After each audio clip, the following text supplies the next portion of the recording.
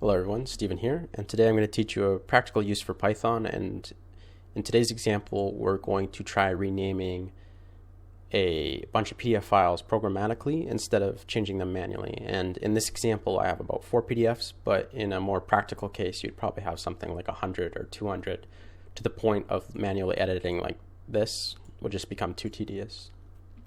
Okay. So I've also added a text file, an Excel file, and just a random folder in here just to kind of show like a very specific case of just grabbing all the PDF files instead of trying to iterate over the whole folder. Okay, so let's get started, and we're going to create a new Python file, and we're going to name it rename PDF, and we're going to create a Python. And so let's get started. So we're going to want some variable names, and the first one we're going to name is PDF files, and we're going to call that directory, and that's the directory where all the PDFs are going to be. So if we go back here, all the PDFs come from this directory right here, so that's just the directory name we're trying to target. Okay, moving on, we're going to want extension, and we're going to set that to PDF, and we're looking for the file extension of PDF. If you want to do it as like text file or something, you could also do that. So yeah, and next one we're going to do is called split on, and we're going to set that to an underscore. So I probably should have explained this in the first part. I'm looking to keep everything on the right here and rename it, like replace this part right here with something else. So what we want to do is we want to split the name into 2 separate names, or strings as we call them. And the way you do that is you split on a specific character in the string. So we're going to split on an underscore. So that's what that means. And for some reason I just forgot this, so let's fix that and we should be good. Right, and then we're going to create a variable called new name, and that's going to be what we're going to replace all that test crap with. So in this case we're just going to call it Dave Incorporated. So maybe it's a company name, who knows, it could be anything. That's just what we're going to do. Okay, so now we've created some variables. The next step we're going to do is we're going to import some libraries. And a library is basically, if I'm going to make an analogy here, say Python is like an ice cream cone. A library would be like sprinkles or like a cherry or like chocolate chips or something. It's an add-on to the programming language that makes it more like flexible and allows you to do more stuff. So we're going to do from OS, we're going to import these following functions, and the last one I forgot was rename, right? And then here we're going to import something called glob, and I'll explain a bit later what these do. Okay, so now we've imported that. The first task we have is to switch into this directory to search for the PDF files. Now, the file we're currently working on is called rename PDF, and that's one directory outside of PDF files. So the first thing we need to do is get our current working directory, and that's what this stands for, so get CWD. So let's do that. So we're going to create another temporary variable name called here called current directory, and we're going to set that to get CWD. Right, and the way this works is it's going to pull the working directory where the Python file is. So we would expect this variable to become this right here. So just to clarify, we're going to print it out and show that right now.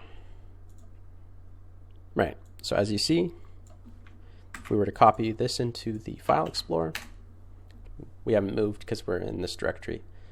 And now we have a bit of a problem because we need to get into the PDF files directory. So this is where we're going to use chdir, which stands for change directory. So let's delete this. So we're going to change directory, and we're going to pass in the directory we want to change to. So that would be our variable directory, which is named PDF files. Okay. I'm going to remove that space. Okay. So now that we've changed the directory into the PDF files, what we want to do now is grab all the PDF files. So the way we would do this is we're going to use the external library glob. So we're going to create a variable called PDF list, and we're going to set it to glob.glob,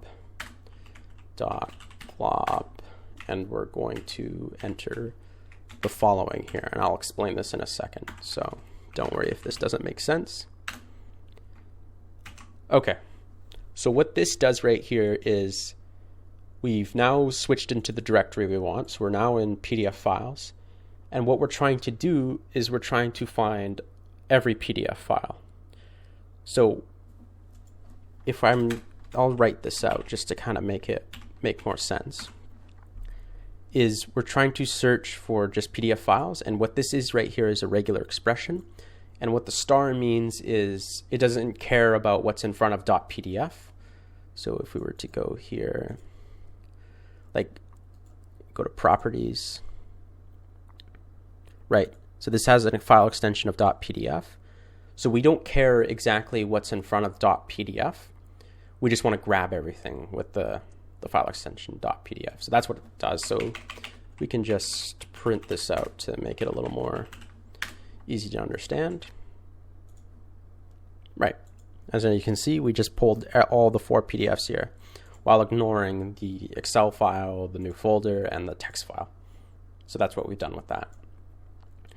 Okay, and what we're going to do next is we're just going to switch back out of this directory, and we're going to switch back to the current directory, which was this one right here. So we're just switching back out. You don't need to do this, but we're just going to do it anyways. Okay, so now we've grabbed the PDF files, we've changed back our directory. Now we want to manipulate the name. So what we're going to do is we're going to iterate over this PDF list here, And the way we're going to do that is we're going to do a for loop. So we're going to do a for PDF in PDF list. And what this statement basically means is PDF is what we call a temporary variable. And what it represents is every time we switch to a new item in the PDF list, PDF is going to represent that current item. So the first time it's going to represent this one right here that I'm clicking on. The second time it's going to represent this one. The third time it's going to represent this one. And the fourth time it's going to represent this. And now if you have more files, it's just going to keep going to the number of files you have. So that's all it is. So to make this easier, we'll also print it out. And if we run this, as you can see, all 4 files have been printed out. So that's what it means. Okay.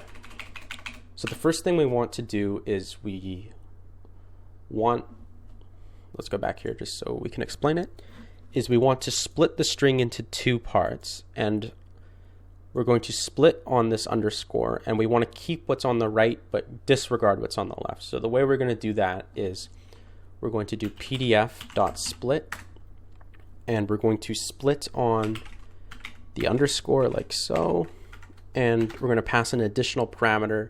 So if we go into here, just read it quickly. Split, separation none, max split, and then there's a second parameter. Return a list of words in the string using a separator as the delimiter string. So max split, maximum number of splits to do. So we're just going to do 1 split.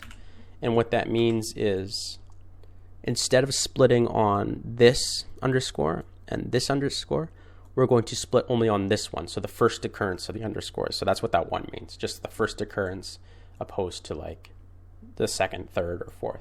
So just to visualize that, let's run it like this. And we need to put this into a variable. So we're going to call it string split. And let's just print it out. And you can kind of see what it looks like. So if we run it, right. So we created a variable called string split, and basically what it's done is it's created 2 separate strings, and we've split it on the first underscore, and that's what it did. It separated them. So if we were to remove this one, we now have 3 strings because we split on the first one here and the second one here. So it created 3 strings, but we just want to split on the first because we want to keep whatever is after the first one. We just want to replace the test part of the file name. So we want this. Okay. We're going to delete that. And now we actually need to construct what we want our new file name to be. So we're going to create a variable called new file name, and we're going to set this to the new name, which is going to replace the test part of the PDF right here. And in our case, we're going to change it to Dave Incorporated, so like a company name. And then the second part of this is we're going to have to manually put back in the underscore because when we split on it, it didn't keep it. So we're just inserting that underscore back in to keep consistency. And so the third part of this would be the actual right-hand side of what we just split. So to get that, we would do string split at position 1. Now, you may be a bit confused because when you look at this, you'd go 1, 2. We want position 2. But the way arrays work, and I'm just going to refer to this as an array, it might actually be a different data structure name because I know Python doesn't use the exact ones Java does. But in this array, this position actually is position 0, and this is position 1. So your positions start from 0, not 1.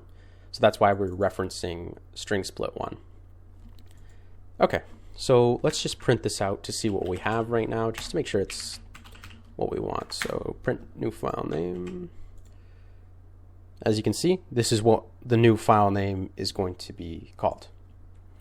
So now that all that is left is we actually need to do the renaming process. So the way we do this is we're going to call rename, and this is using the OS library. So from OS, we're importing the function rename. So we're going to do that. And the parameters rename takes is the old file name and then the new file name. So the old file name would be the directory, which is PDF files. And we need to put a slash in it. I believe this is the wrong backslash.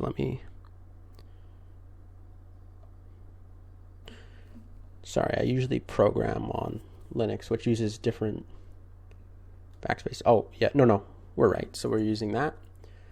And then we're going to put the PDF name because we haven't actually manipulated the PDF value.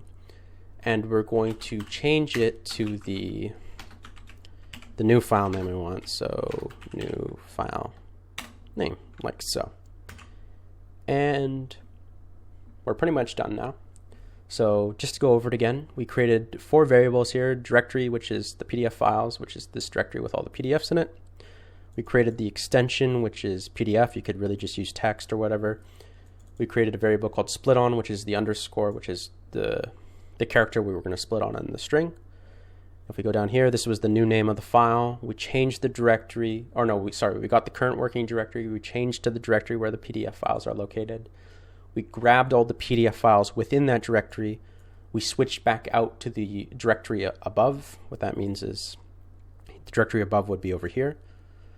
So like that. And then now we've iterated over the PDF list. We've split the string. We've constructed a new file name. And then we've actually renamed that to new file we want. So now we would expect everything in here, the PDF files, to be renamed to Dave Incorporated _ 2020, whatever. So let's do it. Okay, and we just ran, and as you can see on the left-hand side, we just renamed everything, so it worked. Okay, so that's pretty much the whole video.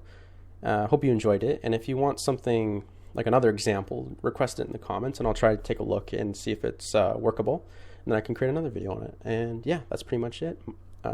Steven here, and goodbye.